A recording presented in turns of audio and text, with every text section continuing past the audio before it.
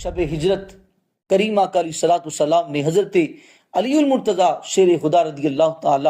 عنہ کو فرمایا کہ اے علی میرے بستر پر سو جاؤ۔ حضرت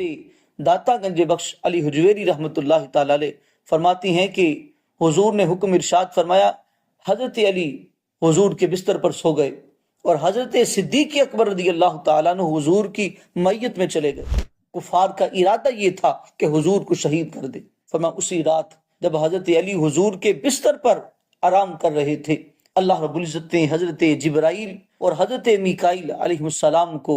طلب فرمایا اور فرمایا کہ میں نے تمہارے درمیان مواخات کو قائم کیا اور تمہاری زندگی ایک دوسرے سے دراز کی ہے، بتاؤ تم میں سے کون ہے کہ جو اپنی زندگی اپنے بھائی پر اثار کر دے اور اپنی جان کو قربان کر دے۔ تو دونوں اللہ رب العزت کی بارگاہ میں اپنی زندگی طلب کرنے لگے تو اللہ رب العزت نے فرمایا کہ میرے حبیب نے اپنے اور حضرت علی کے درمیان مواخات کو قائم کیا۔ فرشتوں علی کی عظمت و شرافت کو تو دیکھو، وہ تم سے بلند ہے کہ اس نے اپنے قتل و مرگ کو قبول کر لیا اور حضور کے بستر پر سو گئے اور اپنی جان کو فدا کر دیا۔ اب جاؤ جا کے اس کی حفاظت کرو۔ اب وہ فرشتے حضرت علی رضی اللہ تعالی عنہ کی حفاظت پہ مامور ہیں اور بیٹھے ہیں، حضرت علی کو دیکھ رہے ہیں اور زبان حال سے یہ کہہ رہے ہیں، بخ بخ مم مثل کا یا ابن ابی طالب، واہ واہ اے علی تیرے اس اثار کے مثل کون ہو سکتا ہے۔ ان اللہ یباہی بک علی ملائکتی، کہ تیری شان یہ ہے کہ رب الجلال تیرے اس اثار کو ملائکہ کے سامنے پیش کر کے فخر فرما رہا ہے اور اپنا اظہار خوشنودی کر رہا۔ صحابہ کرام علیہم رضوان کو کریمہ کا علیہ الصلوۃ والسلام نے جو سبق پڑھایا اور صحابہ نے وہ یاد کیا،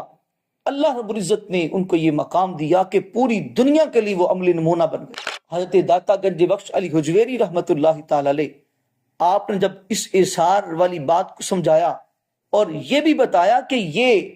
ترجیح دینا دوسرے کو یہ کیسے لوگوں کا خاصہ ہوتا ہے، تو آپ فرماتے ہیں کہ حضرت احمد حماد سرخسی رحمۃ اللہ تعالی علیہ آپ سے کسی نے پوچھا کہ بتائیے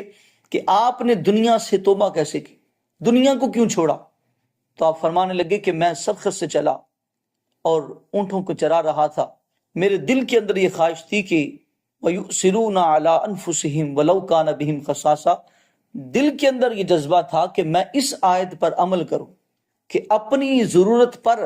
دوسرے کی ضرورت کو جو ہے وہ ترجیح دوں۔ تو کہتے ہیں کہ ایک بار بیٹھا تھا، ایک شیر آیا اور اس نے آ کر میرے اونٹ کا شکار کیا اور پھر زور سے وہ بولنے